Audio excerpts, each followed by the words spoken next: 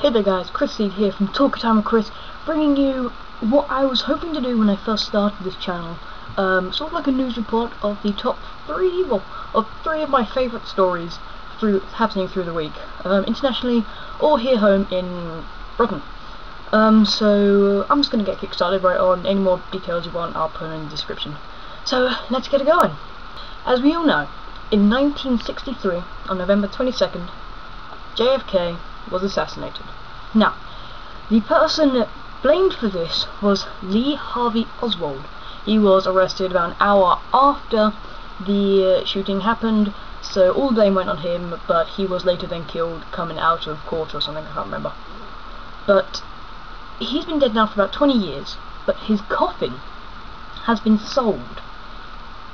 Yes, you heard right. His coffin has been dug up and now has been sold on to some random anonymous person who doesn't want to get named. Names, I don't know why. But it's been sold for about £56,000 plus 20% commission charge, so they've paid around about 90 grand for this coffin of the assassinator, well, the accused assassinator of JFK, which I think is kind of strange. Why? I mean, he's famous. Lee Harvey Oswald is now famous for what he did, but he's famous for the wrong reasons, so I'm not entirely sure why you'd want to buy his coffin. But anyway, that's just me. Moving on to the next story.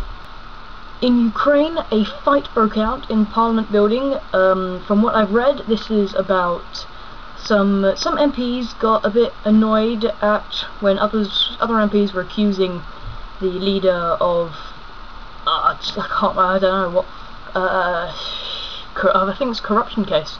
So he was accused of the corruption case. Others MPs didn't agree with this, so they actually camped out in the Parliament building to try and stop any government activities happening the next day. This clearly didn't work, and a big fight broke out.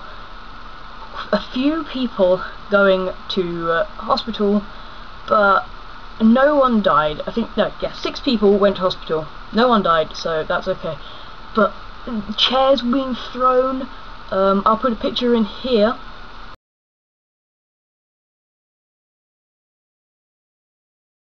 As you can see, people were jumping on top of each other to try, well, either to get into the fight or to stop the fight.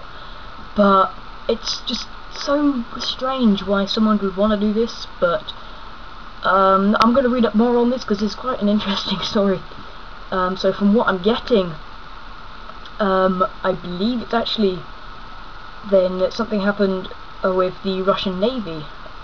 Ukraine used the Russian Navy as a defense line, I guess, going back to World War II. But I think the fight was also started because of a decision. I think the corruption case was in that something to do with the Russian Navy. So the government has allowed the Russian Navy to stay in Ukraine, but obviously people didn't like that, so a fight started, and then all hell broke loose. Now moving on to a quite a lively story, quite a happy story. Alexander Osloff. If you are not from Britain, you do not know who the heck this guy is. He's an animated character for an advert, Compare the Market. There's a bug, sorry. It's short sort of advertising Compare the Market, but he has his own website called CompareTheMeerkat.com. He's been voted the #1 advert for 2010, and has actually, this is the first thing, he's actually brought out his own biography. A biography for an animated meerkat. You are correct.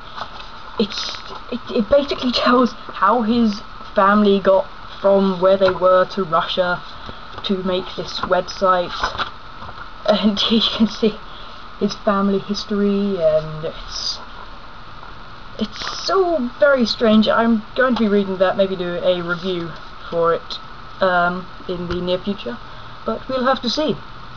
So this has been Chris I for Talky Time with Chris. I'm not going to be seeing you until after Christmas, so Merry Christmas. and I'll see you next week.